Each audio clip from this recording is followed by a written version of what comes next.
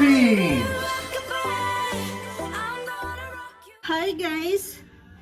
Good evening po guys, good evening po. So ngayon guys, maggawa ato na yung gawa tayo ng ano guys, garlic bread. Let's do a garlic bread to the love. Dance boogie-boogie na. Ano ako, napagtripan ko sa Mr. Todo. Napagtripan. So ngayon guys, ang ginagay ko dito guys is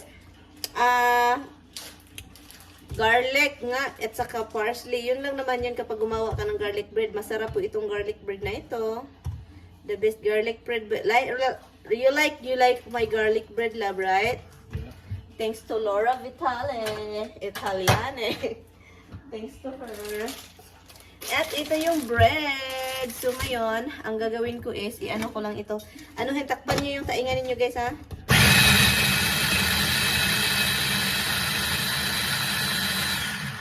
If you want this machine guys, I think you can buy this in Divisoria online. This kind of machine for to crush the garlic.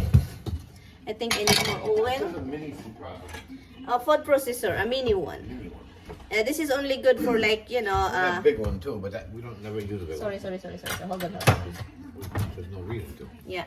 So this is a small food processor. Look, you can buy it anywhere in the Philippines, Lazada, ganun, Shopee. But be careful guys ordering online in the Philippines because sometimes when you buy a microphone, they give you vibrator. Woo! That is really freaking. I saw it on Facebook. They're asking for a microphone for affordable. You can go anywhere. They send them a big vibrator with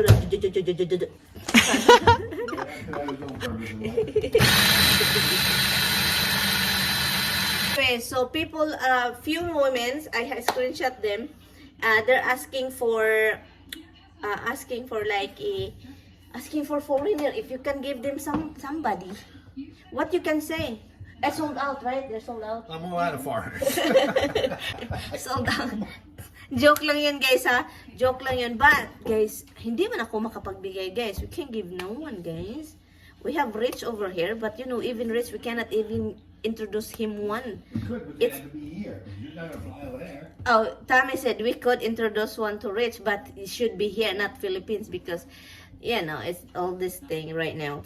And anyway, so, yeah, so kung andito kayo, naghanap kayo, si Rich, kung naghanap si Rich, o diba?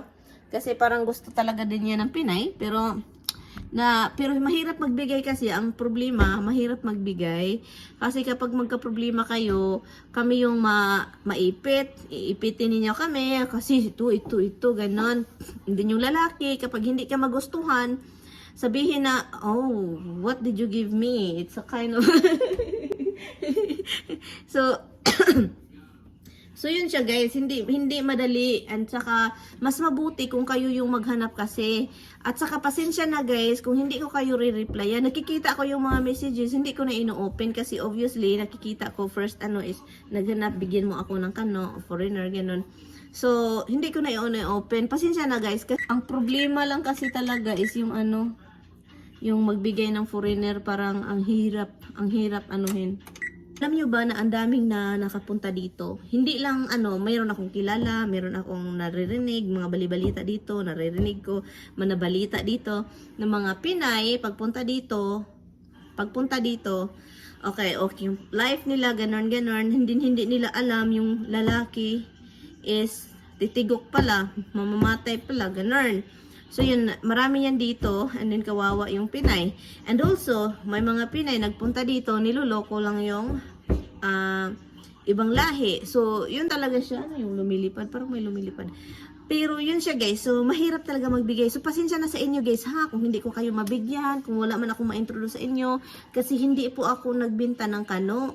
And also, mas mabuti pa kayo guys. Ngayon kasing panahon ngayon guys, meron na tayong cellphone, 'di ba? Kahit saan, doon nga sa Bukiri namin, kung saan kami galing sa probinsya, meron ng mga internet, Facebook na, maka-live na, for sure yung cellphone ninyo, mag-open lang kayo ng dating app, doon kayo, magbabad kayo doon, at saka kung maghanap man kayo sa dating online, dapat kailanganin kayong magmatsyag, kailangan ninyong titignan kung talagang totoong tao ba ito, kasi ang dami ding manluloko talaga. Kahit noon yung ako nung time ko, ang daming manluloko, lalo na ngayon na ang internet talaga kahit saan, kahit sa bukirin umaabot. So, kailangan yung bantayan. Pagkatapos niyan, parang panidaan ko sa Bisaya o diba? So, ganyan lang na siya. So, kung gusto nyo ganun, kung gusto nyo maghanap, punta kayo sa dating site. Ang daming dating site, guys. So, yun lang yung ano ko. And, yun, pasensya na sa inyo. Kasi mahirap talaga, guys. Ako noon, hindi ako nanghingi ng foreigner. Ang totoo, hindi ako nanghingi ng foreigner. Meron akong nakikilala, meron akong naging boyfriend noon, ganon. Pero, yung mga ano ko, yung nagdala sa akin dito, is ano yun? Internet yun. Ako yung naghanap sa internet, and then naging, yun, di ba? Katulad sa akin, naghanap ako ng internet, gwapo, ano siya, parang, ang bait tignan, gwapo, bait. Pagdating dito, pagdating kasi dito, magkaiba na yung ugali ninyo. Kapag nakatira na kayo sa isang bubong, magkaiba na yung ugali ninyo, mag-adjust kayo, and then mangluloko pala yung isa, nilulukuhin mo pala, ganun. Yung sa akin naman is mangluloko, pero sa akin personally may kabaitan yung tao na yon. Pero ang problema kasi sa kanya is, parang meron pa siyang natira, habang nakipag-chat siya sa akin pala, dinala niya ako dito, may mga ano pa pala siya, extra mga babae doon sa gilid-gilid sa internet. So, kaya yung nangyari sa akin. So, and then habang kami usap, meron pa pala siyang, habang dinala-dala na ako dito, meron pa pala siyang kausap na iba. So, yun yung nangyari sa akin. And then, iniwan ko. Kasi ayaw ko nang manluloko, cheater na ibang babae. Kasi ako, may pagkasilusa ako, mas malala pa noon. So, hindi ko talaga kaya. Lalo na kapag may kausap sa telepono. And then, lalo na ngayon, na nag-I love youhan sila sa harapan ko sa video call. Yun yan talaga yung ano. So, iniwan ko. Kaya nakita ko si Mister. So, kaya, kapag kayo maghanap kayo online, kailangan talaga ninyong anuhan yung time ninyo. Parang bago ka kukunin, or mag-stay muna kayo sa Pilipinas. Ang daming mga foreigner diyan sa Pilipinas, di ba? Na pumunta diyan. Mag-stay kayo, i-try niyo tumira sa isang bubong. Mag-rent kayo ng bahay. Ganon. And then titira kayo sa isang bubong, magkikilanlan kayo kasi yun talaga yung kasi depende na yan sa nakilala ninyo kung gusto titira sa Pilipinas for like 3 months, 2 months, and then the few years later, next year, balik na naman for 2 months para talagang magkakilala kayo. Kasi hindi ninyo makilala yung isa't isa kung hindi kayo titira sa isang bubong. And totoo yan talaga. Kahit sino pa yung tatanungin mo dito, kahit dyan sa Pilipinas, mga Pilipino, kung Pilipino at Pilipina mag-asawa, hindi mo makikilala yung mo kung hindi mo talaga i-live in or hindi ko man sinasabing live in kayo pero lalo na iniisip ko yung mga kapag naghanap ka ng ibang lahi na kalalaki, kailangan mo talaga siyang i-try. Kailangan mo talagang i-try na titira kayo sa isang bahay para lang malaman mo yung pagkatao. So yun lang siya, guys, and dun pasensya na sa mga nagme-message na humihingi. Wala po talaga, hindi po ako nagbibinta ng Okay, so, pasensya na sa inyo. Alam ko naman na gusto talaga ninyo.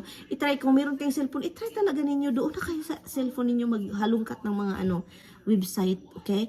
So, yun lang yun, guys. Kasi hindi ko talaga ma-replyan kayo. Pasensya na talaga sa inyo, ha? So, yun.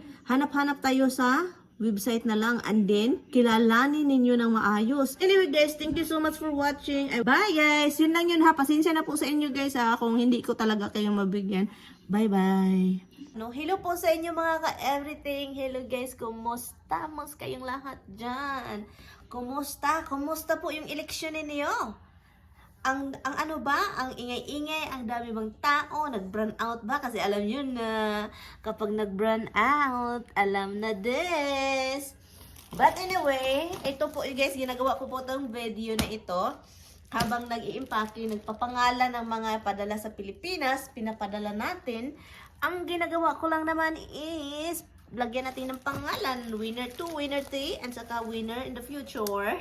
Anyway, so ngayon guys, ang topic po ito guys, kasi guys, di ba meron akong video about sa utang dyan, utang dito, utang doon, meron kami, nagka-problema di ba sa credit card po namin. So yun siya, nagka-problema.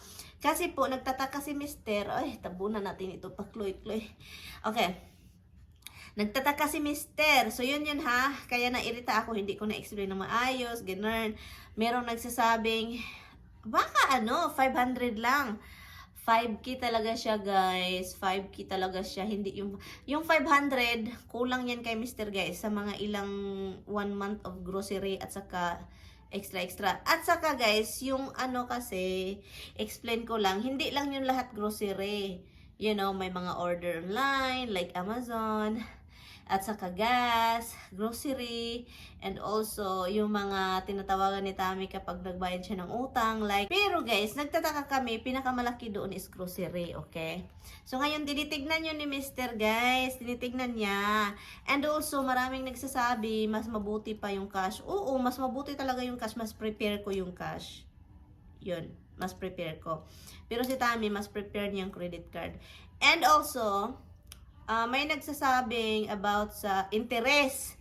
So, doon tayo sa interest, guys. Pag-usapan natin yung interest dito. Kasi, guys, welcome to America. Lahat ng mga tao dito gumagamit. Merong mga taong mga ilan-ilan na mahilig sa cash. Si Tami mahilig sa cash kapag dinalian, kapag yung parang kung aalis siya doon, bibili ng sigarilyo, cash.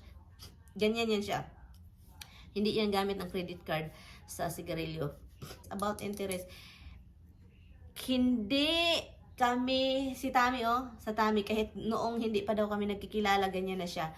Hindi siya nagbabayad ng interest. Alam nyo kung bakit hindi siya nagbabayad ng interest sa credit card po? Dahil po, nagbabayad siya fully paid, fully paid niya sa buong buwan. Hi, love! So, binayaran niya lahat. Kung ano yung gasto sa isang buwan, binayaran niya lahat para hindi siya magbayad ng interest. So, yun siya. So, yun siya. Kasi sabi ko sa kanya, i-stop na natin ito kasi, sabi pa niya, hindi mo pa yan alam na kada buwan, binabayaran ko lahat. So, yun. At alam ko naman yun. Pero, parang naano ako ba?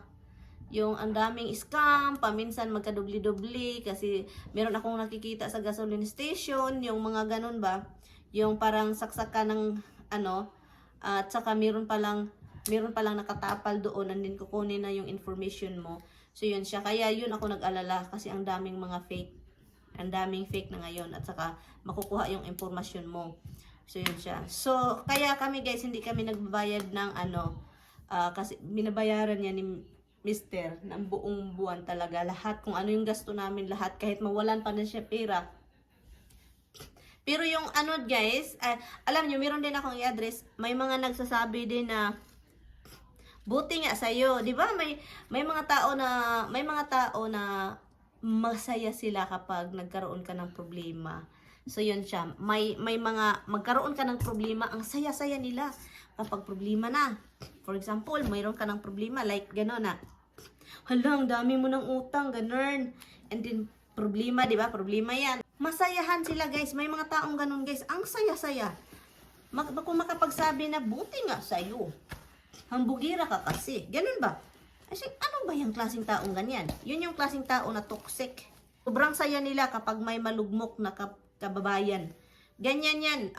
Kapag malugmok or konting problema ng kababayan nila, ang saya-saya. Sabi ko, ay nako talaga. Sana hindi ka magkaroon ng problema sa buhay mo, Winday. At saka may edad pa yung parang bata lang kung magsalita. Ito siya, hindi ko ito magets kung ano to ba. Yan. So yun siya guys. And yun sa mga nasayahan dahil nagka-problema po ako. Sana hindi kayo magka-problema ng malaki. Pero guys, kahit nagka-problema kami guys, sa ganon, itong asawa ko naman, kasi akala ng iba, dahil nagka-problema, wala nang pangbayad. Hindi ganon guys, meron naman, kahit kukunti, meron naman, na nabayaran nga niya lahat eh. Ang problema lang doon is, nagtataka kami bakit umabot sa ganon kalaki. Okay, bakit umabot sa ganong kalaki? Pero binayaran niya yon. Tinanong ko siya kagabi. Sabi ko, ano nangyari? Sabi niya, binayaran ko lahat. Gano'n naman siya. Sabi ko, gano'n naman ako, bayaran ko lahat. Pero, tinitingnan niya kung anong nangyari. Kung may na-repeat ba, kung may na-scam ba, or ginagamit ba yung ano namin, ng iba, or ganun ba. Ganong mga ano ba. So, yan siya. Yun lang yung update ko kasi naano ako. So, yung mga iba dyan, kapag masayahan kayo na yung ibang tao is may kaunting problema, and then ang saya-saya ninyo, ang sama-sama, di ba? Ang sama-sama. Grabe, ang sama. Ang sama-sama talaga kapag meron kang ano. Kahit ako guys, kahit sobra akong may pagkamaldita ako guys, kapag merong nasasaktan at ayaw ko yung tao, parang kawawa, parang naaawa ako. For example, meron akong nabalitaan na ano, ayaw ko yung tao na yun, and then may nangyayaring something. Parang na-feel bad, I feel bad na ano, na nangyari yun sa kanya. Yung ganun, pero yung iba talaga, parang walang puso talaga ba? Kahit ayaw mo yung tao, hindi nagka-problema na parang ang saya mo. Wow, ganun! O, diba? Yun, share lang guys, update lang yun guys sa mga nasasayahan. Good luck sa inyo. Good luck sa buhay. Kasi ganyan talaga yung buhay. May mga taong ganun. And then also, so yun lang yung update guys. Thank you po sa inyong lahat dyan. Salamat. So, ipadayon ko lang ito guys. I-continue ko lang ito and then, so yun, continue natin ito. And then, you know, meron din akong iniisip habang nag-impake ako. Iniisip ko yung ibang kapatid ko ba. Anyway, bye!